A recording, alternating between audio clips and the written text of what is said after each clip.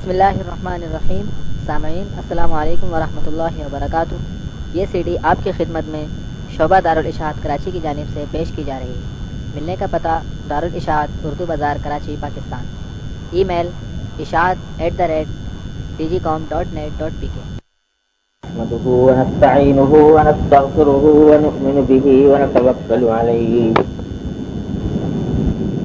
ونعوذ بالله من شرور أنفسنا ومن سيئات أعمالنا. من يهده الله فلا مضل له ومن يضلله فلا هادي له. وأشهد أن لا إله إلا الله وحده لا شريك له. وأشهد أن سيدنا وسندنا ونبينا ومولانا محمدا عبده ورسوله صلى الله تعالى عليه وعلى آله وأصحابه وبارك وسلم تسليما كثيرا. أما بعد،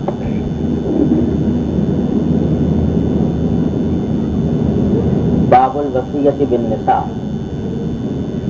قال الله تعالى وعاشروهن بالمعروف.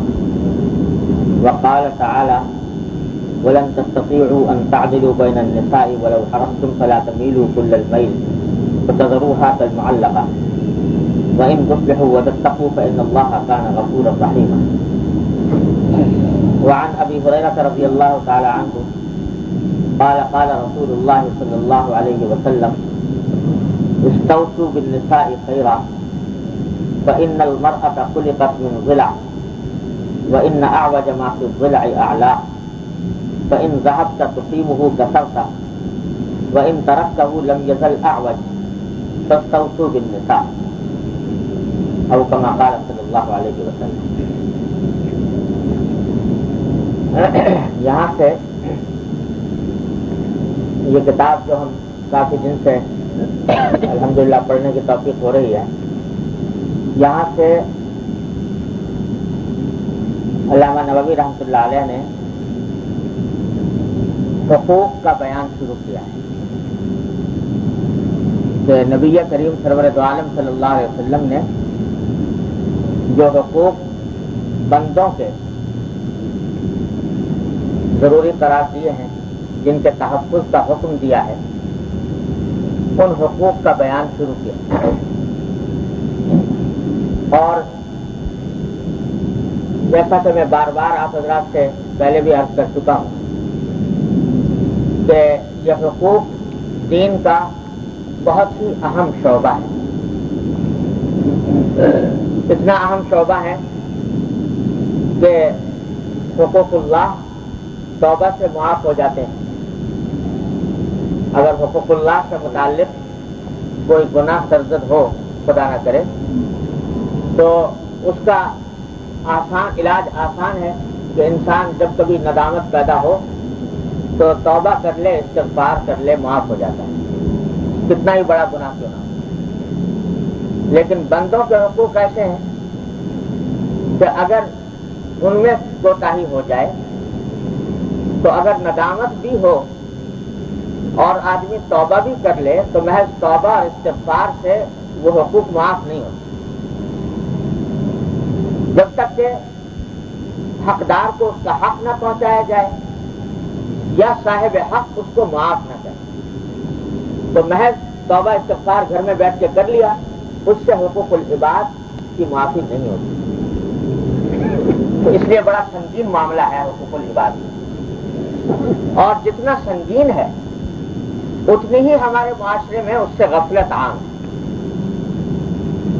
دین کا نام دین ہم لوگوں نے سمجھ لیا ہے چند عبادات کی حد تک، نماز، روزہ، حج، زکات، ذکر، تسبیح، تلاوت، ان چیزوں کو تو دین سمجھتے ہیں، لیکن حقوق العباد کو دین سے خارج کیا ہوا ہے. معاشرتی حقوق کو دین سے خارج کر رکھا ہے. اس میں اگر کوئی شخص کوتاہی کرے، غلطی کرے، گناہ کرے تو اس کو اس کے سنگینی کا احساس بھی نہیں ہوتا. سادہ سی مثال یہ ہے، تجربہ کر کے دیکھ لیجیے ہر انسان خدا نہ کرے کوئی مسلمان شراب نوشی میں قلت میں مبتلا ہو، تو جو بھی مسلمان دین سے ذرا بھی تعلق رکھتا ہے وہ اس کو تھو تھو کرے گا، برا سمجھے گا. خود وہ شخص بھی اپنی اس حرکت پر نادم ہوگا کہ میں یہ کام ٹھیک نہیں کر رہا. لیکن ایک آدمی ہے جو غیبت کرتا ہے دوسروں کی، تو اس غیبت کرنے والے کو معاشرے میں اتنا برا نہیں سمجھتا، نہ وہ غیبت کرنے والا اپنے آپ کو اتنا بڑا مجرم سمجھتا ہے. حالانکہ گناہ کے اعتبار سے جتنا بڑا گناہ شراب پینا ہے اتنا ہی بڑا گناہ غیبت کرنا ہے،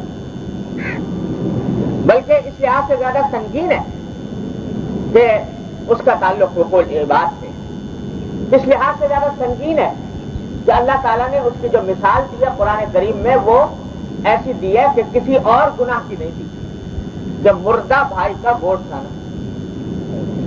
لیکن معاشرے میں عام ہو گئی، کوئی مجلس مشکل سے خالی ہوتی ہوگی جس میں غیبت نہ ہوتی، اور کوئی برا بھی نہیں سمجھتا. دین سے اس کو گویا خارجی کر دیا. اللہ میرے شیخ حضرت ڈاکٹر صاحب صلی اللہ علیہ وسلم، اللہ تعالیٰ ان کے درجات بلند فرمائیں گے، وہ ایک دن فرمانے لگے کہ ایک صاحب میرے پاس آئے اور آ کر بڑے فخریہ انداز میں اور خوشی کے ساتھ کہنے لگے کہ اللہ تعالیٰ کا شکر ہے، احسان ہے کہ مجھے احسان کا درجہ حاصل ہو گیا. احسان جو حدیث میں آتا ہے نا کہ احسان بڑا درجہ ہے کہ ان تعبد اللہ کأنک تراہ فإن لم تکن تراہ فإنہ یراک. اللہ کی عبادت اس طرح کرے جیسے کہ اللہ کو دیکھ رہا ہے، اور اگر یہ نہ ہو تو کم سے کم اس طرح کرے کہ جیسے اللہ ہر وقت دل میں یہ بات ہو کہ اللہ تعالیٰ مجھے دیکھ رہا ہے.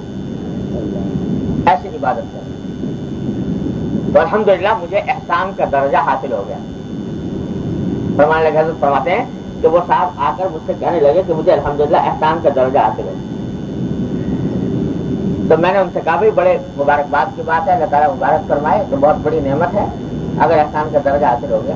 باقی ایک سوال پوچھتا ہوں آپ سے، وہ یہ کہ یہ احسان کا درجہ صرف نمازی میں حاصل ہوا یا جب بیوی کے ساتھ معاملات کرتے ہو تو اس وقت بھی حاصل ہوا، بچوں کے ساتھ معاملات کرتے ہو اس وقت بھی حاصل ہوا؟ یعنی اس وقت بھی یہ خیال رہتا ہے کہ اللہ دیکھ رہا ہے مجھے یا نہیں؟ تو اس پر وہ کہنے لگے کہ صاحب وہ تو حدیث میں یہ آیا ہے کہ جب عبادت کرے تو اس وقت میں ایسا عبادت کرے کہ گویا اللہ تعالیٰ اس کو دیکھ رہے ہیں، جب اس کو وہ اللہ کو دیکھ رہا ہے یا اللہ تعالیٰ اس کو دیکھ رہا ہے تو عبادت کے لیے ہے. ہم تو سمجھتے تھے کہ احسان کا مطلب یہی ہے کہ نماز پڑھے اس طرح کہ اللہ تعالیٰ کو گویا دیکھ رہا ہے، اور اوقات میں احسان کا تصور دل میں نہیں تھا. تو فرمایا اسی لیے میں نے یہ سوال کیا کہ یہ غلط فہمی عام ہے کہ احسان نمازی میں ہوتا ہے، ذکر و تلاوتی میں ہوتا ہے. ارے احسان ہر وقت ہے، زندگی کے ہر مرحلے میں، زندگی کے ہر شعبے میں. دکان پر بیٹھے ہو، تجارت کر رہے ہو، پھر بھی احسان چاہیے، دل میں انتظار ہونا چاہیے کہ اللہ تعالیٰ مجھے دیکھ رہے ہیں. اپنے ماتحتوں کے ساتھ معاملات کر رہے ہو اس وقت بھی احسان ہے، دیکھو کہ اللہ تبارک و تعالیٰ دیکھ رہے ہیں. بیوی بچوں کے ساتھ معاملات کر رہے ہو، دوستوں سے، پڑوسیوں سے، حقداروں سے معاملات کر رہے ہو تو اس وقت بھی اللہ تبارک و تعالیٰ کے دیکھنے کا استحضار کرو. یہ ہے احسان، صرف نماز کے ساتھ نہیں ہوتا ہے. تو حضرت یہ نقل کر کے فرما دیتے کہ لوگوں نے سمجھ لیا کہ احسان بس نماز روزے کے اندر اس تصور کا نام ہے. خوب سمجھ لو کہ نبی کریم سرور دو عالم صلی اللہ علیہ وسلم کی تعلیم ہماری زندگی کے ہر شعبے سے متعلق. اسی واسطے روایت میں آتا ہے کہ ایک حدیث میں ایک خاتون کے بارے میں پوچھا گیا کہ یا رسول اللہ ایک خاتون ہے، وہ دن رات عبادت میں لگی رہتی، نفلیں بہت پڑھتی ہے، ذکر بہت کرتی ہے اور نماز روزے کے اندر لگی رہتی ہے دن رات. تو اس کے بارے میں کیا خیال ہے کہ وہ اس کا انجام کیسا ہو. تو آپ نے پوچھا کہ وہ پڑوسیوں کے ساتھ کیسا سلوک کرتی ہے, اپنے پڑوسی خواتین کے ساتھ اس کا سلوک کیسا ہے. تو اس پر جواب دیا گیا کہ پڑوسیوں کے ساتھ معاملہ تو اچھا ہے نہیں, پڑوسنے جو ہیں وہ اس سے خوش نہیں رہتے, ان کو تکلیف پہنچے. فرمایا وہ جہنم میں جائے. پھر ایک عورت کے بارے میں پوچھا گیا جو لوگوں کے ساتھ جو نفلی عبادتیں نہیں کرتے تھے, زیادہ فرائض واجبات پر اکتفا کر لیا, سنت موقدہ پر اکتفا کر لیا, لیکن نفلی عبادتیں زیادہ نہیں کرتی, اور پڑوسیوں کے ساتھ لوگوں کے ساتھ اس کے معاملات اچھے تھے. تو آپ نے فرمایا کہ وہ جنت میں جائے.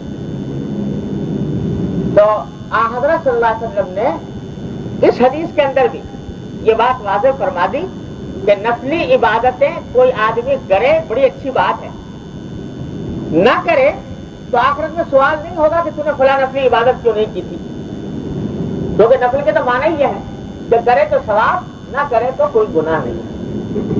لیکن حقوق العباد وہ چیز ہے کہ اس کے بارے میں سوال ہو, اور اس پر جنت و جہنم کا فیصلہ موقوف ہے. کہ جنت جہنم کا فیصلہ اس بات پر موقوف ہے. بار بار حدیث آپ کو سنا چکا ہوں کہ مفلس وہ شخص ہے جو بڑے نماز روزے لے کر آیا, عبادتیں لے کر آیا, لیکن کسی کا حق مار لیا, کسی کو برا کہہ دیا, کسی کی دل آزاری کر دی, کسی کا دل دکھا دیا. اس کے نتیجے میں جو کچھ اعمال لے کر آیا تھا وہ سارے کے سارے دوسروں کو دے دیے, دوسروں کے گناہ پہ تم میں لازم ہوگا. تو اس لیے یہ باب شریعت کا بڑا اہم باب, اور پہلے بھی عرض کر چکا ہوں کہ فقہ جو ہے نا, اسلامی فقہ, شرعی احکام جس میں بیان کیے جاتے ہیں, اس کے اگر 4 حصے کیے جائیں تو ایک حصہ ہے عبادات کا, اور 3 حصے ہیں حقوق العباد, معاملات, معاشرت, اس سے متعلق. آپ نے نام سنا ہوگا, ہدایہ مشہور کتاب ہے فقہ نبی, تو 4 جلدوں میں ہے.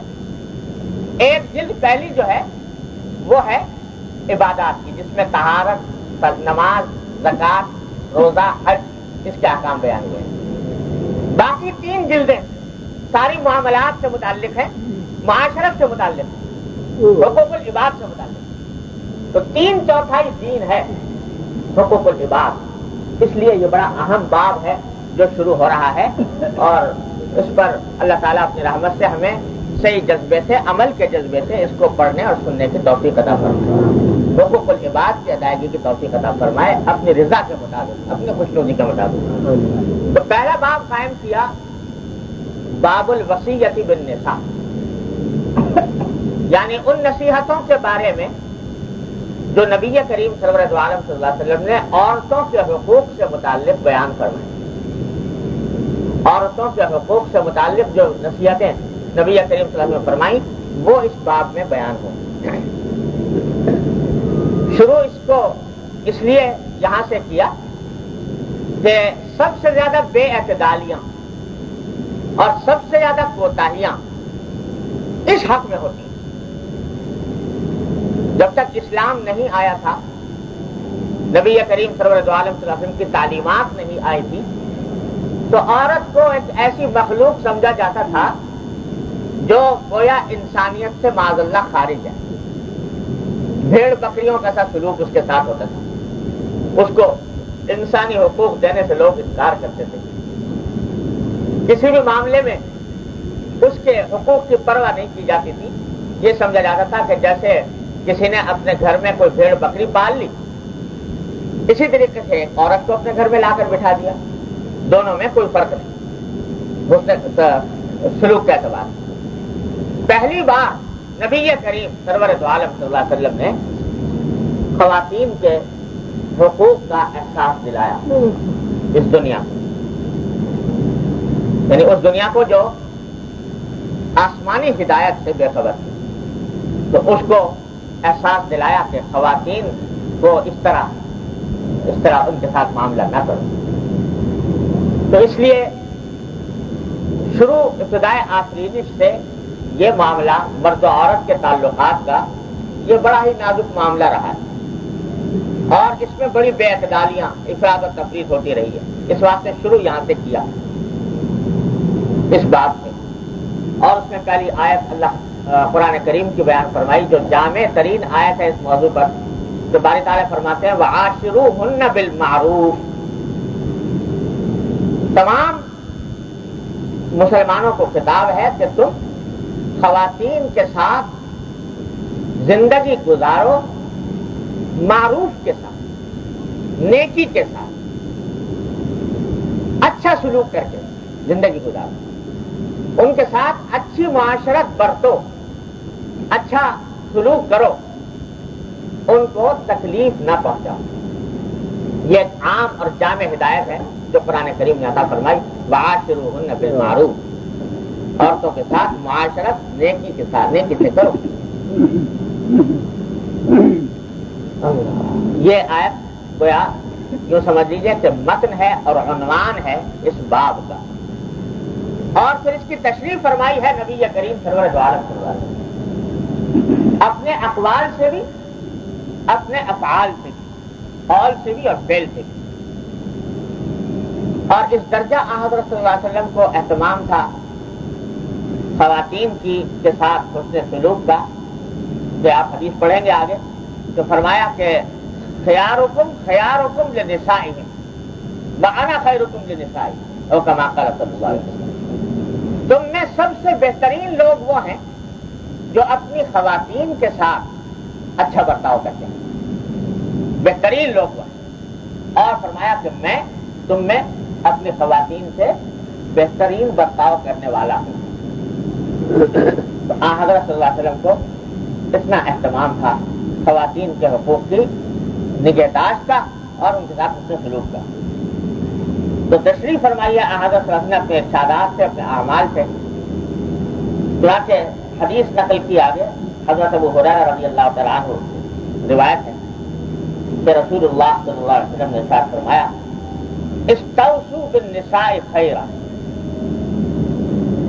استوصوا بالنساء خیرا. میں تم کو عورتوں کے بارے میں بھلائی کی نصیحت کرتا ہوں، اس نصیحت کو مجھ سے قبول کرو. یہاں پہلے آگے بڑھنے سے پہلے ایک بات عرض کر دوں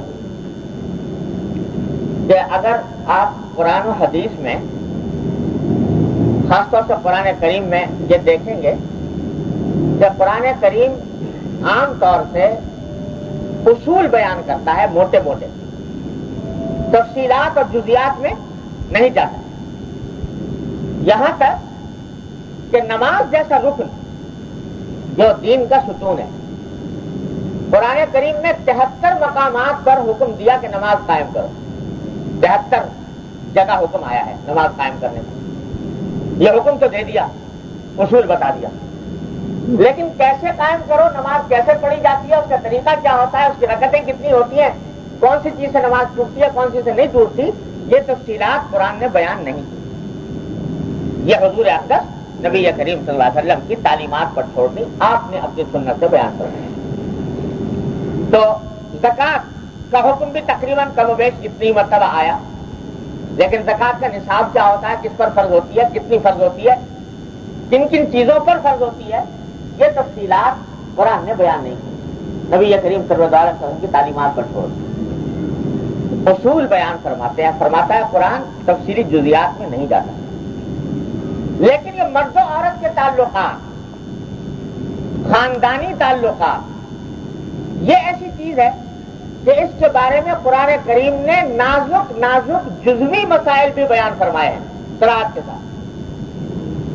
ایک ایک چیز کو کھول کھول کر قرآن میں ہی بیان کر دیا گیا اور پھر بعد میں نبی کریم صلی اللہ علیہ وسلم اس کی تشریح فرمائی. وجہ کیا ہے؟ وجہ یہ ہے کہ یہ جو مرد و عورت کے تعلقات ہیں اور گھریلو زندگی ہے انسان کی، یہ پورے تمدن کی بنیاد ہوتی ہے. اس پر پوری تہذیب و تمدن کی عمارت کھڑی ہوتی ہے. اگر مرد و عورت کے تعلقات استوار ہیں، خوشگوار ہیں، ایک دوسرے کے حقوق ادا کر رہے ہیں، تو اس سے گھر کا نظام درست ہوتا ہے، اس گھر کے نظام کے درست ہونے سے اولاد درست ہوتی ہے، اولاد کے درست ہونے سے معاشرہ سنورتا ہے اور اس پر پورے معاشرے کی عمارت کھڑی ہوتی ہے۔ لیکن اگر گھر کا نظام خراب ہو، میاں بیوی میں رات دن تو میں ہوتی ہو، اور تو اولاد کے اوپر اس کا کیا اثر پڑے گا؟ اس اولاد کے نتیجے میں جو قوم تیار ہوگی وہ قوم آپ تصور کر سکتے ہیں کہ کسی شائستہ قوم کے افراد وہ بن سکتے ہیں یا نہیں بن سکتے۔ اس واسطے آئلی احکام جس کو کہا جاتا ہے، یعنی گھر داری کے احکام، میاں بیوی کے تعلقات، ان کے بارے میں قرآن کریم نے چھوٹی چھوٹی جزیات بھی بیان کی۔ تمہارے درمیان اگر کبھی کوئی چپلش ناچاکی ہو جائے تو کیا کرو؟ کتنے کتنے اسٹیج بیان فرمائے، فَعِزُوهُنَّ وَاهْجُرُوهُنَّ فِي الْمَضَاجِعِ وَاضْرِبُوهُنَّ إِلَى آخِرِهِ۔ ایک ایک چیز کی تفصیل بیان فرمائی، اور شروع ہے ان تعلیمات کا، آغاز ہوتا ہے اس بات سے، وَعَاشِرُوهُنَّ بِالْمَعْرُوفِ، اور حضور اقدس صلی اللہ علیہ وسلم کے ارشاد ہے کہ اسْتَوْصُوا بِالنِّسَاءِ خَيْرًا، خواتین کے ساتھ میں تم کو بھلائی کی نصیحت کرتا ہوں، میری اس نصیحت کو قبول کرو۔ یہ الفاظ ہیں فقائد والے۔ اور ایک آگے بڑی حسین تشبیہ دی نبی کریم صلی اللہ علیہ وسلم نے، اس کو لوگ غلط استعمال کرتے ہیں، لیکن وہ تشبیہ اتنی حکیمانہ اور اتنی عجیب و غریب ہے کہ ایسی تشبیہ ملنا مشکل ہے۔ فرمایا کہ عورت جو ہے وہ پسلی سے پیدا کی گئی ہے، عورت پسلی سے پیدا کی گئی ہے، یعنی بعض لوگوں نے تو اس کی تشریح یہ کی کہ جیسے بعض روایتوں میں آتا ہے کہ سب سے پہلے تو حضرت آدم علیہ السلام کو اللہ تعالیٰ نے پیدا فرمایا، اس کے بعد حضرت حوا کو انہی کی پسلی سے پیدا کیا گیا، حضرت آدم علیہ السلام پسلی سے پیدا کیا۔ تو یا تو اشارہ اس طرف ہے کہ پسلی سے پیدا کیا گیا، اور دوسری تشریح بعض علماء نے اس کی یہ بھی کی ہے کہ حضرت یہاں پر تشبیہ کے طور پر فرما رہے ہیں کہ عورت کی مثال پسلی کسی ہے۔ کس چیز میں پسلی کسی ہے؟ فرمایا کہ پسلی دیکھنے میں ٹیڑھی معلوم ہوتی ہے، پسلی دیکھنے میں ٹیڑھی معلوم ہوتی ہے، وہ سیدھی نہیں ہوتی، ٹیڑھی ہوتی ہے، لیکن اس کا حسن اور اس کی صحت ہی اس ٹیڑھا ہونے میں ہے۔ کوئی اگر شخص یہ چاہے کہ یہ پسلی جو ہے یہ تو ٹیڑھی ہے، اس کو سیدھا کرو، تو سیدھا کرنا چاہے تو وہ سیدھی نہیں ہوگی، وہ ٹوٹ جائے گی، وہ پسلی نہیں رہے گی، وہ کوئی اور چیز بن جائے گی۔ اب اس کو کسی نہ کسی طرح پلاسٹر چڑھا کے کچھ کر کے اس کو ٹیڑھا بنانے کی فکر کرنی پڑے گی، اگر اس کو سیدھا کر دیا تو وہ خراب ہوگا۔ تو فرمایا ان ذہبت تقیمھا کسرتھا، اگر تم اس کو سیدھا کرنا چاہو اس پسلی کو تو وہ پسلی ٹوٹ جائے گی۔ وَإِنِ اسْتَمْتَعْتَ بِهَا اسْتَمْتَعْتَ بِهَا عَلَى عِوَجٍ، اور اگر اس سے فائدہ اٹھانا چاہو تو اس کے ٹیڑھے ہونے کے باوجود فائدہ اٹھاؤ، اس کے ٹیڑھے ہونے کی حالت ہی میں فائدہ اٹھانا ہو، اس کو سیدھا کرنے کی فکر میں وہ ٹوٹ جائے گی۔ یہ فرمایا رب نے، عجیب و غریب حکیمانہ تشبیہ ارشاد فرمائی کہ اس کی صحت ہی ٹیڑھا ہونے میں ہے، اگر سیدھی ہوگی تو وہ بیمار ہے، وہ صحیح نہیں۔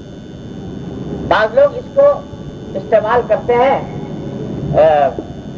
عورت کی مذمت میں، کہ یہ کہا گیا کہ عورت جو ہے وہ ٹیڑھی پسلی سے پیدا کی گئی، لہذا ٹیڑھی ہے، فطرتاً ٹیڑھی، لہذا وہ اس کو مذمت میں جس طرح حضور صلی اللہ علیہ وسلم جس سیاق میں بیان فرما رہے ہیں اس کے الٹ سیاق میں استعمال کرتے ہیں۔ میرے پاس خط آتے ہیں تو اس میں کئی لوگ اس طرح لکھتے ہیں عورت کو یہ ٹیڑھی پسلی کی مخلوق ہے، اور یہ اس کو مذمت کے طور پر اس لقب کو استعمال کرتے ہیں۔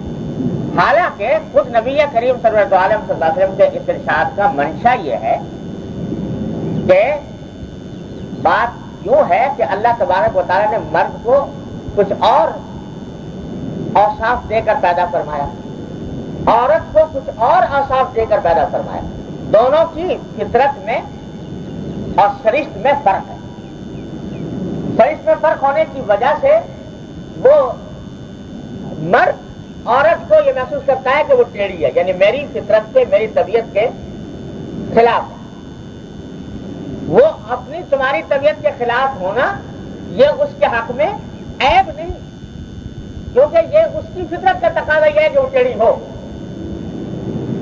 اگر پسلی کو کوئی شخص یا یہ کہے گا کہ یہ غلط ہے، غلط بنی ہوئی ہے، یہ عیب ہے اس کے اندر، یہ ٹیڑھی پسلی ہے، یہ پسلی کا عیب ہے کہ یہ ٹیڑھی ہے، ظاہر ہے کہ وہ اس کا عیب نہیں بلکہ اس کی فطرت کا تقاضا ہی ہے، مقتضا ہی ہے کہ وہ ٹیڑھی ہے۔ تو حضرت صلی اللہ علیہ وسلم یہ ارشاد فرما رہے ہیں کہ اگر تمہیں عورت میں کوئی ایسی بات نظر آتی ہے جو تمہاری طبیعت کے خلاف ہے اور اس کی وجہ سے تم اس کو ٹیڑھا سمجھ رہے ہو تو اس کو اس بنا پر کنڈم نہ کرو، بلکہ یہ سمجھو کہ یہ اس کے فطرت کا مقتضا ہے، اور اگر اس کو تم سیدھا کرنا چاہو گے تو وہ پسلی نہیں رہے گی، وہ ٹوٹ جائے گی، اور اگر فائدہ اٹھانا چاہو گے تو ٹیڑھا ہونے کے حالت میں فائدہ ہوگا۔ اب یہ زمانہ تو آ گیا الٹا، تو اس واسطے قدریں بدل گئی، خیالات بدل گئے، ورنہ بات یہ ہے کہ جو چیز مرد کے حق میں عیب ہے بسا اوقات وہ عورت کے حق میں حسن ہے، اچھا ہی ہے۔ قرآن کو اگر پڑھے تو قرآن سے نظر آتا ہے کہ جو چیز مرد کے حق میں عیب تھی وہ عورت کے حق میں وہ حسن قرار دی گئی، اس کو نیکی کی بات، اچھائی کی بات بیان کیا گیا۔ کیا مسئلہ؟ مرد کے حق میں یہ بات عیب ہے کہ وہ جاہل ہو، غافل ہو، دنیا کی اس کو خبر نہ ہو، یہ مرد کے حق میں عیب ہے۔ مرد کو ہونا چاہیے کیونکہ اللہ تعالیٰ نے اس کے اوپر ذمہ داریاں رکھی ہیں دنیا کے کاموں کی، لہذا اس کے پاس علم بھی ہونا چاہیے اور اس کو باخبر بھی ہونا چاہیے۔ اگر باخبر نہیں ہے، غافل ہے، غفلت میں مبتلا ہے، تو یہ مرد کے حق میں عیب ہے۔ لیکن قرآن کریم نے عورتوں کے حق میں غفلت کو حسن قرار دیا۔ سورہ نور میں فرمایا ان الذین یرمون المحصنات الغافلات المؤمنات، کہ وہ لوگ جو ایسی عورتوں پر تہمتیں لگاتے ہیں جو پاک دامن ہیں اور غافل ہیں، یعنی دنیا سے بے خبر ہیں۔ تو دنیا سے بے خبری کو ایک حسن کی صفت کے طور پر قرآن کریم نے بیان فرمایا۔ تو معلوم ہوا کہ عورت اگر دنیا کے کاموں سے بے خبر ہو اور اپنے فرائض کی حد تک واقف ہو اور دنیا کے معاملات سے اتنے نہ جانتی ہو تو وہ عورت کے حق میں عیب نہیں، عورت کے حق میں وہ صفت حسن ہے جس کو قرآن کریم نے صفت حسن کے طور پر ذکر فرمایا۔ تو جو چیز مرد کے حق میں عیب تھی وہ عورت کے حق میں عیب نہیں، جو مرد کے حق میں عیب نہیں تھی بعض اوقات وہ عورت کے حق میں عیب ہوتی۔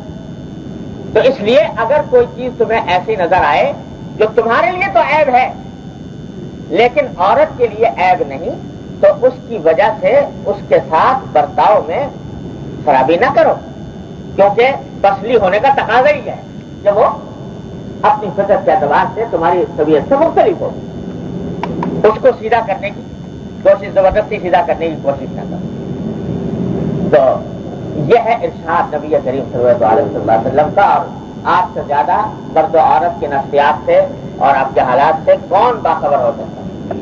تو اس لیے جڑ پکڑ لی سرکار دو عالم، سارے جھگڑے سارے اس بنا پر پیدا ہوتے ہیں کہ مرد یہ چاہتا ہے کہ میں جیسا خود ہوں ویسا یہ بھی بن جائے، تو بھائی ویسے تو بنے گی نہیں، اگر ویسے بناؤ گے تو وہ ٹوٹ جائے گی اور اس کو وہ صحیح نہیں رہ سکے، اس لیے اس فکر کو تو چھوڑ دو۔ ہاں جو چیزیں اس کے حق میں، اس کے حالات کے لحاظ سے، اس کی فطرت کے لحاظ سے، اس کی سرشت کے لحاظ سے جو اگر کوئی عیب ہے تو اس کی اصلاح کی فکر کر لو، وہ اصلاح کی فکر بھی مرد کی ذمہ داری ہے، اور اس کے لیے طریقے بتائیں جس کی تفصیل انشاءاللہ آگے ارشادات میں آئے گا۔ لیکن جو بالکل تمہاری مطلب کے مطابق ہو جائے، تمہاری سرشت کے مطابق ہو جائے، یہ نہیں ہوتا۔ اور ساتھ میں فرمایا استمتعت بها على عوض، اگر فائدہ اٹھانا چاہو گے تو ٹیڑھا ہونے کے باوجود اس سے فائدہ اٹھاؤ۔ یہ ہے ارشاد نبی کریم صلی اللہ علیہ وسلم کا، اور اگر یہ بات ذہن میں بیٹھ جائے صحیح طریقے پر تو بہت سے جھگڑوں کا، بہت سے فسادات کا خود سد بات ہو جائے۔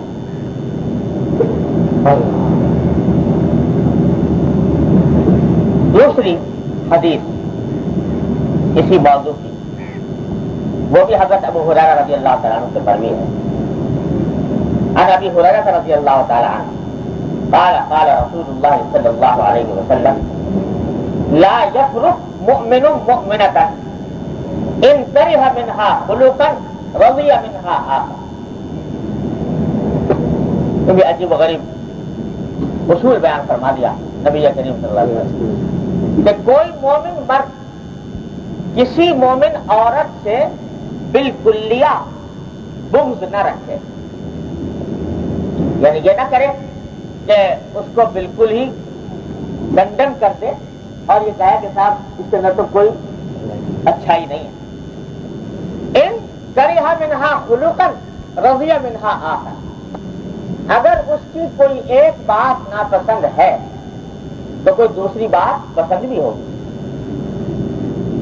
تو پہلا قدم جو بتلایا نبی کریم صلی اللہ علیہ وسلم وہ یہ ہے کہ جب ہر انسان، جب دوسرے دو انسان ایک ساتھ رہتے ہیں تو کوئی بات اچھی لگتی ہے، کوئی بری لگتی ہے، تو بری اگر کوئی بات لگ رہی ہے تو اس بری لگنے کی وجہ سے اس کو علی الاطلاق برا نہ سمجھو، بلکہ اس وقت میں اس کے اچھے اوصاف کا استحضار کرو۔ کوئی اچھائی بھی ہوگی، آخر اس اچھائی کا استحضار کرو اور اس اچھائی کا استحضار کر کے اللہ تعالیٰ کا شکر ادا کرو کہ یہ اچھائی تو ہے اس کے اندر۔ اگر یہ کرو گے تو ہو سکتا ہے کہ اس کی جو بری باتیں ہیں وہ تمہارے دل میں اس کی اتنی زیادہ اہمیت باقی نہ رہے۔ ہوتا کیا ہے کہ آدمی ناشکرا ہے، دو تین باتیں ناپسند ہوئی، بری لگی، بس اسی کو لے کے بیٹھ گیا، اس میں تو یہ خرابی، اس میں تو یہ خرابی، اس میں تو یہ خرابی، اچھائی کی طرف دھیان نہیں، تو ہر وقت روتا رہتا ہے،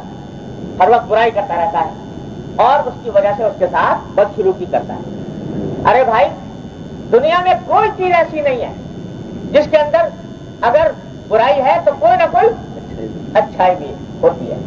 اگر غور کرو، اللہ تعالیٰ نے یہ جو عالم بنایا دنیا، یہ عالم ایسا ہے کہ اس میں ہر چیز میں خیر اور شر مخلوط ہوتے ہیں، کوئی خیر مطلق نہیں، کوئی شر مطلق نہیں، اس کے اندر خیر اور شر ملے جلے ہوتے ہیں، اچھے اور بری چیزیں۔ اگر ایک اچھائی ہے تو برائی بھی ہوتی ہے، کوئی نہ کوئی برائی ہے تو اچھائی بھی ہوتی ہے۔ ایسا نہیں ہو سکتا کہ کسی میں برائی ہی برائی ہو، اچھائی کوئی نہ ہو۔ اللہ تعالیٰ نے یہ دنیا بنائی، کافر ہو، مشرک ہو، کیسا ہی ہو، کتنی خرابیاں ہوں، لیکن کوئی ڈھونڈو گے تو کوئی اچھائی بھی مل جائے۔ تو ہر انسان میں ہر چیز میں کچھ نہ کچھ۔ وہ ایک انگریزی کا ایک محاورہ ہے، کہاوت ہے، اور ہمارے حضور اکرم صلی اللہ علیہ وسلم نے ارشاد فرمایا کہ حکمت کی بات مومن کی گمشدہ متاع ہے، تو جہاں سے بھی وہ پائے اس کو لے لے۔ یعنی اس لیے وہ انگریزی کا ہونے سے لازم نہیں آتا کہ وہ ضرور غلطی ہو، بات بڑی حکیمانہ ہے۔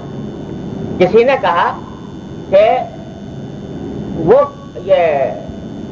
گھنٹہ یا گھڑی جو بند ہو گئی ہو، بند پڑی ہے گھڑی، تو بند پڑی ہوئی گھڑی بھی دن میں 2 بار سچ بولتی ہے۔ یعنی اگر گھنٹہ بند ہو گیا اور وہ چلتا نہیں، تو پھر 12:05 پہ بند ہو گئی گھڑی، تو اب ظاہر ہے کہ ہر وقت وہ ٹائم صحیح نہیں بتائے گی، غلطی بتائے گی، لیکن دن میں 2 مرتبہ ضرور صحیح ٹائم بتائے گی، ایک 12:05 پر دن میں اور ایک 12:05 پر رات میں، تو 2 مرتبہ ضرور سچ بولے گی، ضرور سچ بتائے گی۔ تو یہ کہاوت، وہ کہنے والے کا مقصد اصل میں یہ ہے کہ کتنی بھی بری چیز ہو لیکن اس میں کوئی نہ کوئی اگر اچھائی تلاش کرو گے تو مل ہی جائے گی، تلاش کرنے سے۔ تو گھنٹہ بیکار ہے جو بند پڑا ہے، کوئی فائدہ نہیں اس کا، لیکن اس کے باوجود 2 مرتبہ سچ بول رہا ہے۔ تو اسی طرح دنیا کے اندر کوئی بھی چیز ایسی نہیں ہے کہ جس کے اندر کوئی نہ کوئی اچھائی نہ ہو۔ ہمارے حضرت والد صاحب صلی اللہ علیہ وسلم اقبال مرحوم کا یہ شعر بہت پڑھا کرتے تھے کہ نہیں ہے چیز نکمی کوئی زمانے میں، نہیں ہے چیز نکمی کوئی زمانے میں کوئی برا نہیں قدرت کا کارخانہ. مطلب کہ جو چیز پیدا کی گئی ہے اللہ تبارک و تعالیٰ نے پیدا کی اپنی حکمت سے مشیت سے پیدا فرمائی. تو اگر غور کرو تو ہر ایک میں حکمت ہے, ہر ایک میں مسئلہ ہے. تو اس لیے کوئی نہ کوئی اچھائی اگر ڈھونڈو گے تو مل ہی جائے گی. ہوتا کیا ہے کہ آدمی برائیوں کو دیکھتا رہتا ہے, اچھائی کی طرف نگاہ نہیں کرتا, تو اس کی وجہ سے وہ بددل ہو جاتا ہے اور دوسرے کے ساتھ ظلم کا ارتکاب کرتا ہے, ناانصافی کا ارتکاب کرتا ہے. تو اللہ تبارک و تعالیٰ نے حکم یہ دیا کہ عسیٰ ان تکرہوا شیئا ویجعل اللہ فیہ خیرا کثیرا فإن کرہتموہن فعسیٰ ان تکرہوا شیئا ویجعل اللہ فیہ خیرا کثیرا. کہ اگر تمہیں عورتیں پسند نہیں ہے جو تمہاری نکاح میں آ گئی, تو کیا پتا کہ اللہ تعالیٰ نے تمہیں تو ناپسند ہے لیکن اللہ تعالیٰ نے ان میں خیر رکھی ہو, بہت خیر رکھی ہو. تو اس واسطے اس وقت کی طرف نگاہ کرو جو اچھائی کا وقت ہے, تو اس سے تمہارے دل کو تسلی بھی ہوگی اور بدسلوکی کے راستے بھی بند ہوگی. ایک بزرگ کا قصہ لکھا ہے حضرت حکیم الامت مولانا ثانوی رحمۃ اللہ علیہ وسلم کہ ان کی اللہ تعالیٰ اپنے نیک بندوں کو آزماتے ہیں, تو آزمائشیں بھی طرح طرح کی ہوتی. تو ایک بزرگ تھے, ان کی بیوی ان کو ایسی بیچاریوں کو مل گئی کہ بڑی بد مزاج, ہر وقت لڑائی جھگڑا, ہر وقت بد زبانی وغیرہ, یہ سلسلہ رہتا تھا زندہ. یعنی اللہ تعالیٰ اپنے نیک بندوں کو عجیب عجیب طریقے سے آزماتے ہیں, ان کے درجات بلند فرماتے ہیں. حضرت مرزا مظہر جان جانا رحمۃ اللہ علیہ کا نام سنا ہوگا آپ نے, اتنے بڑے ولی اللہ, اور ایسے بزرگ تھے نفیس مزاج, نازک مزاج, کہ اگر کسی نے سراہی کے اوپر گلاس جو ہے وہ ٹیڑھا رکھ دیا تو اس کو ٹیڑھا دیکھ کر سر میں درد ہو جاتا تھا.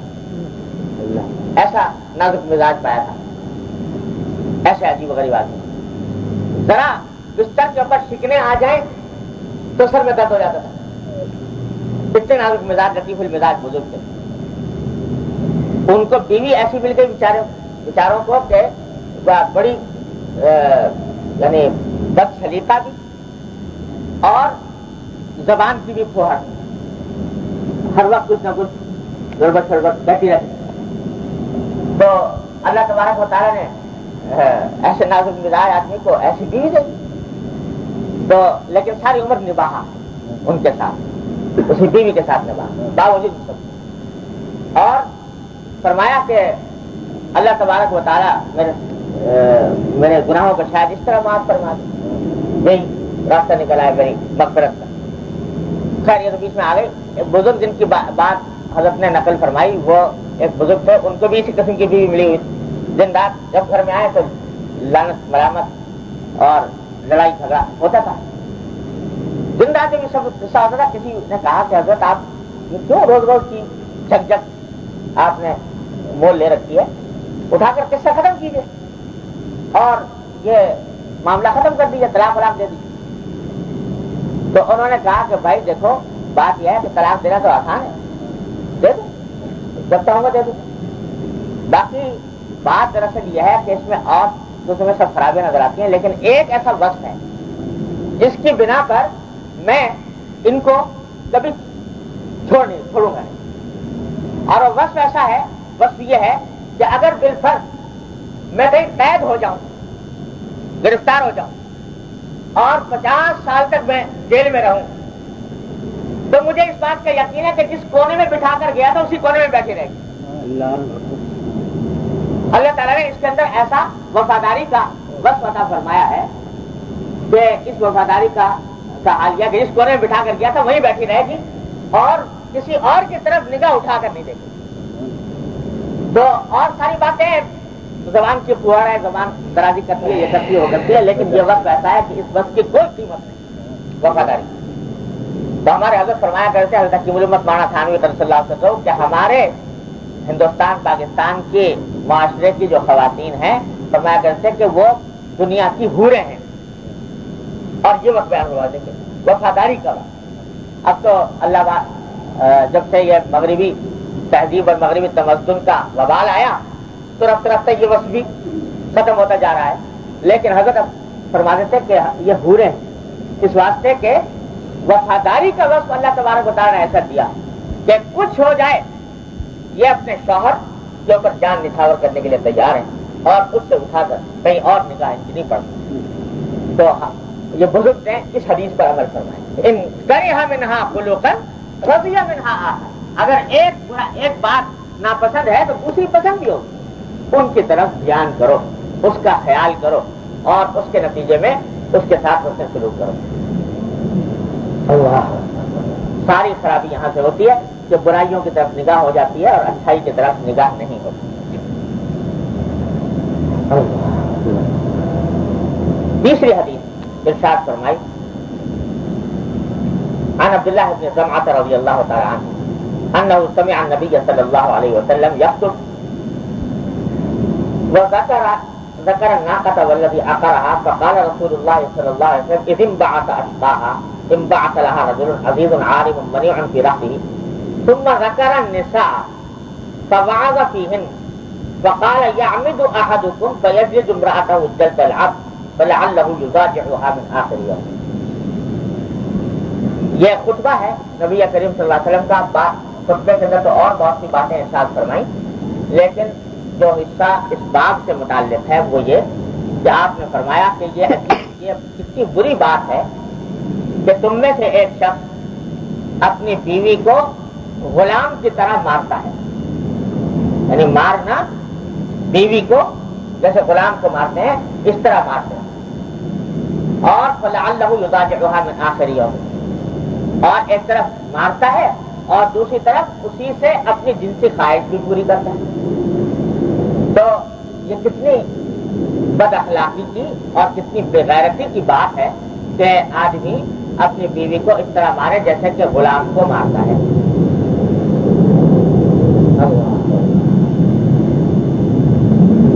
قرآن کریم نے, اس لیے مسئلہ عرض کر دوں, قرآن کریم نے جیسا میں نے عرض کیا کہ اس بات کا اہتمام فرمایا کہ چھوٹی چھوٹی جزیات کی بھی کبھی حکم بیان فرما دیا میاں بیوی کے تعلقات. تو پہلا مرحلہ جو پیدا ہوتا ہے جب کلش کا, وہ پیدا ہوتا ہے اس طرح کہ شوہر نے بیوی کی کوئی بات ناپسند ہو گئی تو اس کا حل تو سب سے پہلا مرحلہ یہ بتایا کہ بھائی ایک بات ناپسند ہو گئی تو دوسری بات کو دیکھو کہ اچھی بھی ہے. سب سے پہلے یہ دیکھو. اس کے بعد بھی اگر دیکھا کہ بعض باتیں ایسی ہیں جو قابل برداشت نہیں ہے, اصلاح کے لائق ہیں, اور ظاہر ہے کہ مرد کو اس بات کا بھی مکلف بنایا گیا ہے کہ اگر ٹی وی میں کوئی بات قابل اصلاح دیکھے, بری دیکھے تو اس کی اصلاح کی فکر کرے. تو اس کا طریقہ بتایا قرآن نے. سب سے پہلا یہ کہ واللاتی تخافون نشوزہن فعظوہن, سب سے پہلا کام یہ کرو کہ ان کو نصیحت کرو, نرمی سے, خوش اخلاقی سے, محبت سے اس کو نصیحت کرو. اگر کوئی بری بات اس میں دیکھیے, اس کی اصلاح چاہتے ہو, عظوہن, یہ پہلا درجہ ہے. اس میں بھی ایک بات عرض کر دوں, وہ بھی اپنے بزرگوں سے سنی ہوئی ہے. میرے والد ماجد قدس اللہ سے لوگ فرمایا کرتے تھے کہ چاہے وہ بیوی ہو یا بچے ہوں یا شاگرد ہوں, کوئی ہو, ان کی اگر کوئی غلط بات دیکھ رہے ہو اور وہ اس کی اصلاح کی ضرورت ہے تو ہر وقت بے وقت ٹوکنا یہ مناسب نہیں ہوتا, بلکہ ایک مرتبہ اہتمام کے ساتھ وقت نکال کر, جبکہ طبیعت اس کی بھی اعتدال پر ہو, اپنی بھی اعتدال پر ہو, ایسے وقت میں بٹھا کر اچھی طرح سمجھا دو کہ بھائی دیکھو یہ بات فلاں تمہاری اچھی نہیں ہے, غلط ہے, اس کو اصلاح کرنے کی فکر کرو. تو یہ ہے عزو ہونا, نصیحت کرو, لیکن نصیحت بھی اس طرح نہیں کہ لت مار دیا یا حربے ضربے وقت بے وقت اس کو ٹوکا جا رہا ہے, تانے دیے جا رہے ہیں, یہ نہیں, بلکہ ایک مرتبہ بٹھا کر سمجھا دو کہ دیکھو بھائی یہ بات تمہاری مجھے ناپسند ہے یا یہ بات اچھی نہیں ہے, اس کی اصلاح کرنے کی ایک مرتبہ اچھی طرح بٹھا کر سمجھا دو, وقت نکال کر اعتدال کی حالت. کوئی کام غلط ہو رہا ہے اسی وقت پھر ٹوک دیا پھر ٹوک دیا پھر ٹوک دیا، اس سے ضد پیدا ہو جائے، یہ مراد نہیں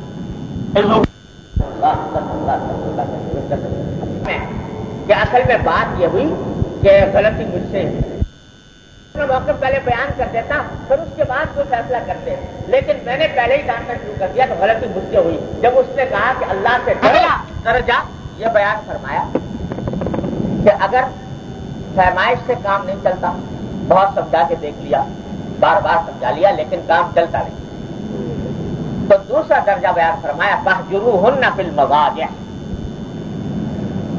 کہ اپنا بستر الگ کر لو۔ دوسرا مرحلہ یہ ہے ایک نفسیاتی مار کہ اپنا بستر اس کی جگہ اس کے جگہ سے الگ کر لو، جس سے یہ احساس ہو جائے کہ یہ ناگواری اب ذرا سنگین صورت اختیار کر رہی ہے، یہ قرآن نے حکم دیا۔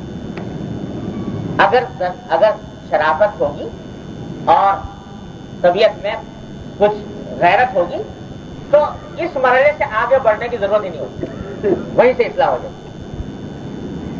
لیکن اگر یہاں بھی اصلاح نہ ہو تو تیسرا درجہ بیان فرمایا وَاضْرِبُوهُنَّ، کہ مارنے کی بھی اجازت ہے، قرآن نے یہ فرمایا مارنے کی بھی اجازت ہے۔ فَإِنْ أَطَعْنَكُمْ فَلَا تَبْغُوا عَلَيْهِنَّ سَبِيلًا، اگر وہ پھر بات مان جائے تو پھر آگے ان کے خلاف کوئی کارروائی نہ کرے۔ تو بسا اوقات لوگ یہ پہلے درجے تو بھول جاتے ہیں، اذوہن واہجروہن فی المضاجع، واضربوہن یاد رہ جاتا ہے کہ یہ قرآن نے اجازت دے دی ہے مارنے کی۔ تو یاد رکھو قرآن کی تفسیر وہ معتبر ہے جو حضور نبی کریم سرور دو عالم صلی اللہ علیہ وسلم نے فرمائی، قول سے بھی اور فعل سے بھی، کہنے سے بھی کہہ کر بھی فرمائی اور عمل سے بھی۔ تو پہلی بات تو یہ کہ خطبہ حجۃ الوداع کے موقع پر جو آخری نصیحتیں فرمائیں ساری امت کو نبی کریم صلی اللہ علیہ وسلم نے، ان میں سے ایک نصیحت یہ بھی تھی جو آگے آنے والی ہے انشاءاللہ، کہ عورتوں کے ساتھ یہ معاملہ نہ کرو، اور جہاں یہ آیت پڑھی تو اس کے بعد فرمایا وَاضْرِبُوهُنَّ، ساتھ فرمایا ضربًا غیر مبرح، کہ اول تو مار کا مرحلہ آنا نہیں چاہیے، اور صرف اس وقت میں اس کو استعمال کیا جائے جبکہ اس کے بغیر کوئی چارہ باقی نہ رہے، اس کے بغیر استعمال کرنا جائز نہیں، بالکل آخری چارہ کار ہے۔ اور اس میں بھی قید لگا دی کہ ضربًا غیر مبرح، وہ ضرب ایسی ہو جو تکلیف دینے والی نہ ہو، یعنی مقصود تکلیف دینا نہ ہو، تعذیب مقصود ہو، اصلاح مقصود ہو۔ تکلیف دینے والی مار جائز نہیں، جس سے کوئی نشان پڑ جائے، جس سے کوئی تکلیف کھڑی ہو جائے، ایسی مار جائز نہیں، یہ حضور اقدس صلی اللہ علیہ وسلم نے تشریح فرمایا، اور خود اپنے عمل سے بھی بتا دیا اور جگہ جگہ تشریح بھی فرما دی، کہ فرمایا کہ میرے پاس بعض خواتین آتی ہیں، ایک حدیث میں آتا ہے بعض خواتین آتی ہیں جو اپنے جسم کے اوپر نشان ان کے پڑے ہوئے ہوتے ہیں مار کے۔ تو یاد رکھو جن شوہروں نے یہ حرکت کی ہے وہ بدترین لوگ ہیں جو یہ حرکت کرتے ہیں، نبی کریم صلی اللہ علیہ وسلم نے یہ ارشاد فرمایا۔ اور ساری عمر نبی کریم صلی اللہ علیہ وسلم نے جب دنیا سے تشریف لے گئے تو 9 ازواج مطہرات آپ کے نکاح میں تھے، اور وہ ازواج مطہرات کوئی فرشتے نہیں تھے جو آسمان سے نازل ہو گئے، وہ اسی معاشرے کی افراد تھے، اور ان کے درمیان وہ باتیں بھی ہوتی تھیں جو سوکنوں میں ہوا کرتی، وہ مسائل بھی کھڑے ہوا کرتے تھے جو بعض اوقات شوہر اور بیوی میں کھڑے ہو جاتے ہیں، لیکن ساری عمر نہ صرف یہ کہ کبھی کسی خاتون کے ساتھ کے اوپر ہاتھ نہیں اٹھایا، حضرت عائشہ فرماتی ہیں ساری عمر کبھی ہاتھ نہیں اٹھایا، بلکہ جب کبھی تشریف لائے گھر کے اندر تو چہرے مبارک پر تبسم ہوتا۔ تو سرکار دو عالم صلی اللہ علیہ وسلم کی سنت یہ ہے، وہ اجازت ہے ناگزیر حالات کے اندر، لیکن عام حالات میں اجازت بھی نہیں، اور نبی نبی کریم صلی اللہ علیہ وسلم کی سنت بھی نہیں. سنت یہ ہے جو حضرت عائشہ فرماتی ہیں رضی اللہ تعالی عنہا کہ آپ جب گھر میں تشریف لاتے تو کبھی آپ کے چہرے مبارک پر تبسم ہوتا. ہمارے حضرت اللہ تعالیٰ درجات بلند فرمائے ڈاکٹر صلی اللہ علیہ وسلم وہ ان کے بارے میں کبھی کبھی ہم لوگوں کو تعلیم کے لیے فرمایا کرتے تھے کہ آج 55 سال ہو گئے نکاح کو، لیکن الحمدللہ کبھی 55 سال کے اندر کبھی اپنی اہلیہ سے لہجہ بدل کر بات نہیں کی. لہجہ بدل کر بات نہیں کی. تو میں کہتا ہوں لوگ کرامتیں کہتے ہیں کہ جو پانی پہ چلے اور ہوا میں اڑے اس کو کرامت سمجھتے ہیں. ارے کرامت یہ ہے کہ 55 سال بیوی کے ساتھ زندگی گزاری اور یہ زندگی ایسی ہوتی ہے جس میں یقیناً ناگواریاں پیدا ہوتی ہیں.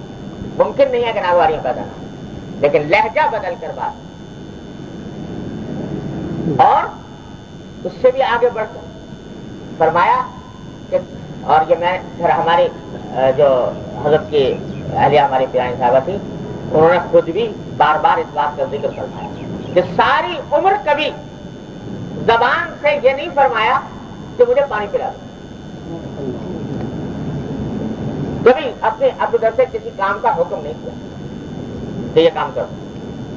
میں خود اپنے شوق سے جذبے سے اپنی سعادت سمجھ کر خیال رکھتی اور کرتی، لیکن زبان سے ساری عمر کبھی یہ نہیں کرا. کیوں؟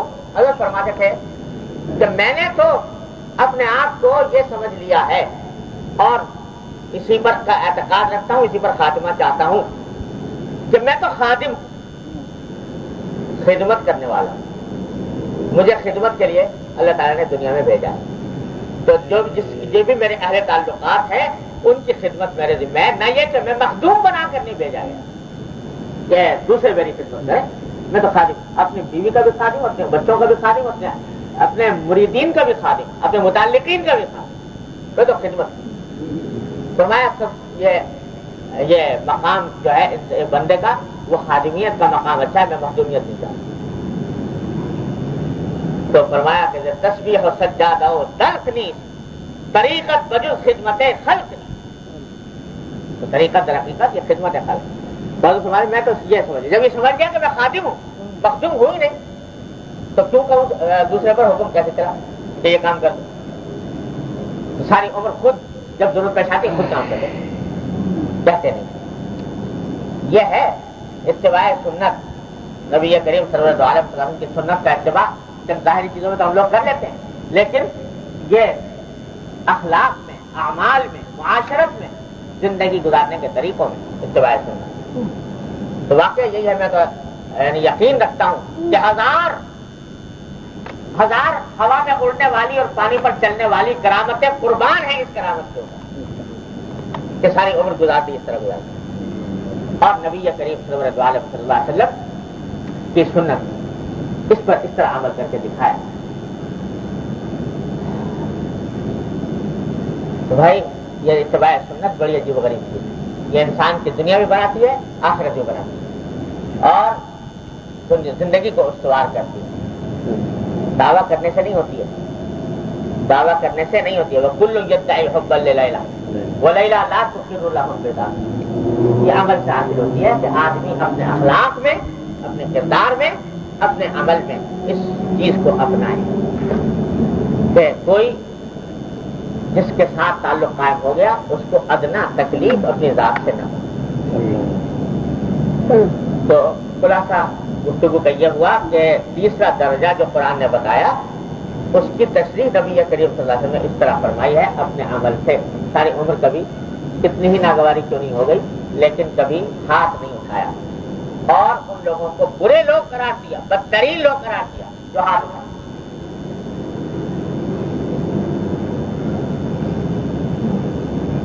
اللہ آگے حدیث ہے عن عمرو بن الاحوص الجشمي رضی اللہ تعالی عنہ انه سمع النبي صلى الله عليه وسلم في حجة الوداع يقول بعد ان حمد الله تعالى واثنى عليه وذكر ووعظ ثم قال अला वस्तौसू बिन्निसाई खैरा फइन्नमा हुन्ना अवानिन इंदकुम लैस तमलिकून मिनहुन्ना शैअन गैर ज़ालिक इल्ला अन यातीन बिफाहिशतिन मुबय्यना।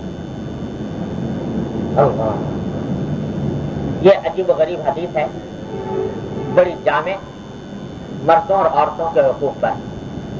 मर्दों के औरतों पर क्या हुकूक हैं, औरतों के मर्दों पर क्या हुकूक हैं, ये नबी करीम सल्लल्लाहु अलैहि वसल्लम खुतबे हज्जतुल वदा के मौके पर तफसील के साथ बयान कर।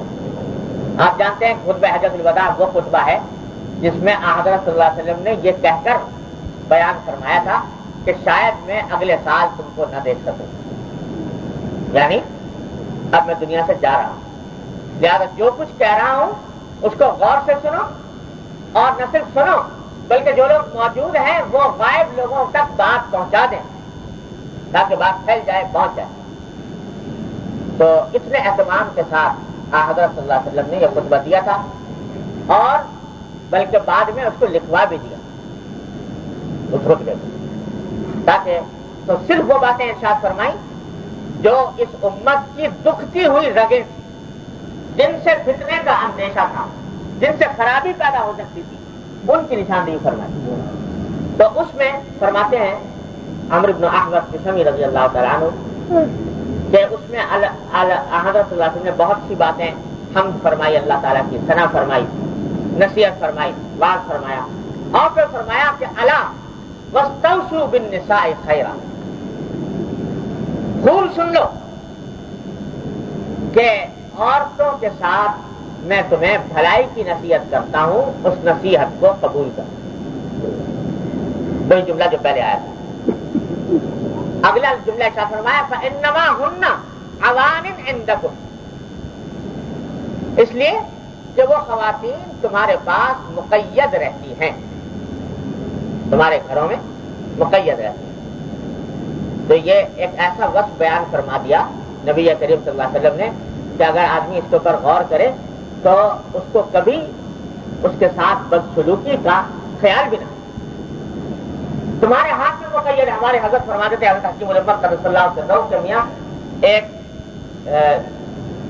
एक नादान और गैर तालीम याफ्ता लड़की से सबक लो कि एक शौहर के साथ एक ताल्लुक कायम हो गया, दो बोल पढ़कर। उसने कहा मैंने निकाह कर लिया, उसने कहा कबूल कर लिया। इस दो बोल की लाज ऐसी रखी उस लड़की ने कि बाप को उसने छोड़ा, माँ को उसने छोड़ा, बहन भाइयों को उसने छोड़ा, अपने खानदान को छोड़ा, पूरे कुनबे को छोड़ा, और शौहर को। इस दो बोल का इतनी लाज उसने रखी, इतनी वफादारी उसने की कि उस दो बोल की वजह से सारे अपने पराये को छोड़कर कुनबे को खैर बात कह के तुम्हारे पास आ गए और मुक़य्यद हो गए तुम्हारे। तो हमारे हज़रत तो इससे नतीजा निकालते थे हज़रत सल्लल्लाहु अलैहि वसल्लम कि भाई एक नौजवान लड़की जो इन दो बोल का इतना भरम रखती है कि सबको छोड़ दिया, एक की हो गई, तो तुम ये नहीं करते कि ये जो दो बोल पढ़े ला इलाहा इल्लल्लाह मुहम्मद रसूलुल्लाह, इस बोल के को पढ़कर और उस अल्लाह के हो जाओ जिसके लिए दो बोल पढ़े थे। ये बता देते हैं तो भाई तुमसे तो वो औरत अच्छी, वो नादान लड़की अच्छी कि जो दो बोल पढ़कर उसके इतने लाज रखती है, तुमसे इतनी लाज नहीं रखी जाती, तो उस अल्लाह के हो जाओ। तो लेकिन ये बात हुजूर अक़रम सल्लल्लाहु अलैहि वसल्लम इस जुमले में ये इरशाद फरमा रहे हैं कि जरा ये देखो कि तुम्हारी खातिर उसने कितनी बड़ी कुर्बानी। अगर उल्टा मामला होता पर उसको तुमसे कहा जाता कि भाई शादी तो होगी तुम्हारी, बाकी तुम्हें अपना खानदान छोड़ना होगा, अपने माँ बाप छोड़ने होंगे, अपना कुनबा छोड़ना होगा, तो ये तुम्हारे लिए कितना मुश्किल काम होगा। एक अजनबी माहौल, अजनबी घर, अजनबी आदमी, उसके साथ जिंदगी भर निभा के लिए वो और तुम्हारे हाथ में आकर मुक़य्यद हो। तो ये इतनी बड़ी कुर्बानी है कि उस कुर्बानी का लिहाज नहीं करोगे। नबी करीम सल्लल्लाहु अलैहि वसल्लम उस कुर्बानी का लिहाज, उनके साथ अच्छा मामला करो। फ़इन्नमा हुन्ना अवानिन इंदकुम, इस वास्ते कि वो तुम्हारे पास मुक़य्यद हैं। अगला जुमला बड़ा संगीन इख्तियार फरमा दिया। जब उसकी तशरीह कभी बयान करने की नौबत आती है मर्द लोग नाराज हो जाते हैं وہ فرمایا نبی کریم صلی اللہ علیہ وسلم نے کہ وہ تمہارے پاس مقید ہیں، لیس تملکون منہن شیئا غیر ذالک، کہ تمہیں ان کے اوپر جو حق حاصل ہے وہ صرف اتنا ہے کہ وہ تمہارے گھر میں رہیں، اس کے سوا تمہیں تمہارا کوئی مطالبہ ان کے اوپر نہیں، شرعاً کوئی مطالبہ تمہارا ان کے اوپر نہیں ہو سکتا سوائے اس کے کہ وہ تمہارے گھر میں۔ یہ ہے حضور اکرم صلی اللہ علیہ وسلم کا ارشاد۔ اسی واسطے فقہاء کرام نے فرمایا بڑا نازک مسئلہ ہے جو بیان کرنے سے بہت سے لوگ ناراض ہو جاتے ہیں، لیکن ہے مسئلہ فقہاء کرام نے لکھا ہے۔ اسی واسطے اس حدیث کی بنیاد پر لکھا ہے کہ عورتوں کے ذمے گھر کا کھانا پکانا یہ عورتوں کی شرعی ذمہ داری نہیں ہے، یہ ذمہ داری شرعاً ان کے ذمے فریضہ عائد نہیں ہوتا کہ وہ ضرور کھانا پکائیں، یہ بلکہ یہاں تک لکھا ہے کہ فقہاء کرام نے کہ عورتوں کی ہیں دو قسمیں۔ مسئلہ بیان کر دوں، اس کی تفصیل یہ بہت بعض اوقات غلط فہمی ہوتی ہے۔ فقہاء کرام نے فرمایا کہ عورتوں کی دو قسمیں ہیں، ایک تو وہ ہیں عورتیں جو اپنے میکے میں بھی گھر کا کام کیا کرتی تھی، کھانا وانا پکاتی تھی، پکاتی وکاتی آئی ہے، اور ایک وہ ہے کہ جو اپنے میکے میں کھانا پکانا ان کا کام نہیں تھا، نوکر چاکر تھے، وہ پکایا کرتے تھے اور یہ نہیں پکاتے۔ تو وہ یہ جو دوسری ہے، یعنی جو اپنے میکے کے اندر کھانا نہیں پکاتی تھی اور نوکر چاکر ہی کام کیا کرتے تھے، یہ اگر شوہر کے گھر میں آ جائے تو اس کے ذمے کھانا پکانا کسی حال بھی واجب نہیں، نہ دیانتاً، نہ قضاءً، نہ اخلاقاً، نہ شرعاً۔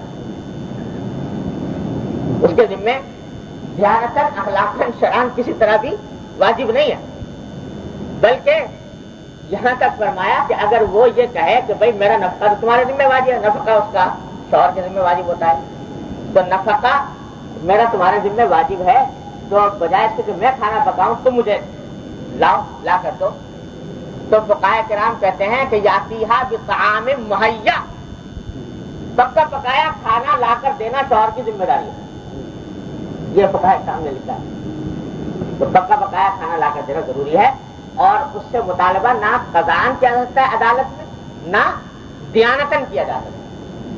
کیوں؟ حضور نے فرمایا لیس تملکون منہن غیر ذالک، بس اتنا ہے کہ تم ان کو اپنے گھر میں رکھو، یہ تو ہے ان کا فریضہ، تمہاری اجازت کے بغیر جانا ان کے لیے نہیں جائز ہے، لیکن اس سے آگے یہ کام ان کے ذمہ فرض نہیں، شرعی فرض نہیں۔ باقی دوسری قسم جو ہے جو اپنے گھر میں پکایا کرتی تھی، اپنے گھر کے اندر اپنا کھانا پکانے کی عادی تھی، وہ اگر آ جائے تو اس کے ذمہ قضاءً تو واجب نہیں ہے لیکن دیانتاً واجب، یعنی اس سے عدالت کے بغیر عدالت یہ مطالبہ نہیں کیا جا سکتا کہ یہ کھانا پکائے، ہاں البتہ اس کی اخلاقی ذمہ داری ہے کہ وہ اپنا کھانا پکائے، اپنا کھانا شوہر کے ذمہ لا کر پیسے دے دے، سامان دے دے، اور وہ اپنا کھانا خود پکائے۔ باقی شوہر کا کھانا پکانا یا بچوں کا کھانا پکانا یہ اس کی ذمہ داری بھی نہیں، یعنی وہ یہ نہیں کہہ سکتی کہ مجھے کھانا باہر سے پکا ہوا لے کر آؤ، لیکن اب اگر یہ کہے کہ بھائی میں اپنا تو پکا لوں گی باقی دوسروں کا نہیں پکاؤں گی، تو اس سے مطالبہ نہیں ہو سکتا۔ اتنی تفصیل بیان فرمائی فقہاء کرام اس مسئلے کی۔ باقی یہ بات ہے قانون کی بات ہے، یہ اخلاق کی بات تھوڑی سی آگے ہے، اور وہ حضرت حکیم رحمت مولانا تھانوی صلی اللہ علیہ وسلم نے فرمایا کہ اخلاق کی بات یہ ہے کہ اللہ تعالیٰ نے بیوی کو شوہر کی اطاعت کا حکم دیا، ہر معاملے میں اطاعت کرے، تو اگر شوہر کہتا ہے تو اس کی اخلاقی طور پر اس کو چاہیے کہ وہ یہ کام کرے، لیکن شوہر یہ بات کہتے ہوئے یہ بات ذہن میں رکھے کہ یہ جو کر رہی ہے یہ اس کی شرعی حقیقی اصلی ذمہ داری نہیں ہے، تو میں جو یہ بات کہہ رہا ہوں یہ اگر کر رہی ہے تو یہ اس کی بھلمنسی کی بات ہے، اس کی شرافت کی بات ہے کہ یہ کر رہی ہے، باقی وہ نہیں، یہ قانون کی بات۔ لیکن ایک قانون اس کے ساتھ اور کیوں بتا دوں ورنہ معاملہ الٹا ہو جائے گا. لوگ ایک طرفہ بات سن لیتے ہیں تو اس سے ناجائز فائدہ اٹھاتے ہیں. یہ قانون کی بات ہے کہ عورت کے ذمے کھانا پکانا اور یہ چیزیں شریعت کے روح سے اس طرح اس تفصیل کے مطابق جو نے بیان کی واجب نہیں. لیکن ساتھ ہی یہ فرمانا حضور نے کہ وہ تمہارے گھروں میں مقید رہتی ہیں. کیا مانا؟ کہ تمہاری اجازت کے بغیر کہیں جانا ان کے لیے جائز نہیں. لہذا قانون کا ایک مقتضا یہ بھی ہے، یہ بھی فقہاء کرام نے لکھا ہے کہ اگر شوہر یہ کہے کہ بھائی تم گھر سے نہیں جا سکتے، یہاں تک کہ والدین سے ملنے کے لیے بھی، تو والدین کو آنے سے نہیں روک سکتا شوہر گھر میں. وہ والدین کو کم از کم ہفتے میں لکھا ہے ہفتے میں ایک بار والدین آئیں اور آ کر اس سے مل کر چلے جائیں، یہ اس کا حق ہے اور اس سے شوہر نہیں روک سکتا.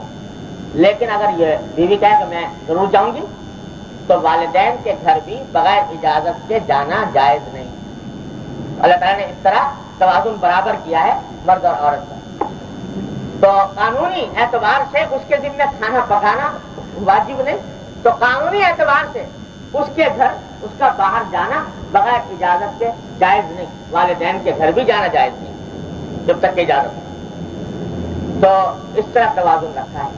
یہ تو قانون کی بات تھی. باقی حسن سلوک کی بات یہ ہے کہ وہ اس کی خوشی کا خیال رکھے اور یہ اس کی خوشی کا خیال رکھے، اور یہی سنت ہے نبی کریم سرور دو عالم. اور یہی وہ چیز ہے کہ جب حضرت فاطمہ رضی اللہ تعالی عنہا کا نکاح ہوا حضرت علی رضی اللہ تعالیٰ عنہ سے، تو حضرت صلی اللہ علیہ وسلم نے دونوں کے درمیان یہ تقسیم کار طے فرمایا. کیا؟ حضرت علی سے کہا کہ دیکھو بھائی گھر سے باہر کے کام تمہارے ذمہ تم کیا کرو. حضرت فاطمہ سے کہا کہ گھر کے کام تمہارے ذمہ تم کیا کرو. تو یہ تقسیم کار باہمی خوش اسلوبی کی زندگی گزارنے کے لیے نبی کریم صلی اللہ علیہ وسلم نے طے فرما دی، اور یہی سنت ہے نبی کریم صلی اللہ علیہ وسلم کی، اور اسی سنت پر عمل ہونا چاہیے کہ آدمی ہر وقت قانون کی باریکیوں میں نہ پڑا رہے بلکہ خوش اسلوبی کا معاملہ کرے شوہر بیوی کے ساتھ اور بیوی شوہر کے ساتھ، اور اس سنت کے اوپر عمل کرے جو حضرت نے حضرت علی فاطمہ کے لیے تجویز فرمائی. اور یہی فطری تقسیم کار ہے. گھر سے باہر کا کام شوہر کے ذمے اور گھر کے اندر کا کام بیوی کے ذمے. یہ آپس میں اس طریقے سے اپنی زندگی کی گاڑی کو چلائیں. تو اس یہ جملہ امید ہے کہ معنی اس کے سمجھ میں آ گئے ہوں گے. فإنما هن عوان عندكم، وہ تمہارے ہاں مقید رہتی ہیں. ليس تملكون منهن شيئا غير ذلك، اس کے سوا کسی اور چیز کا تمہیں ان سے مطالبہ کرنے کا حق نہیں ہے، کوئی اور چیز کا اختیار نہیں.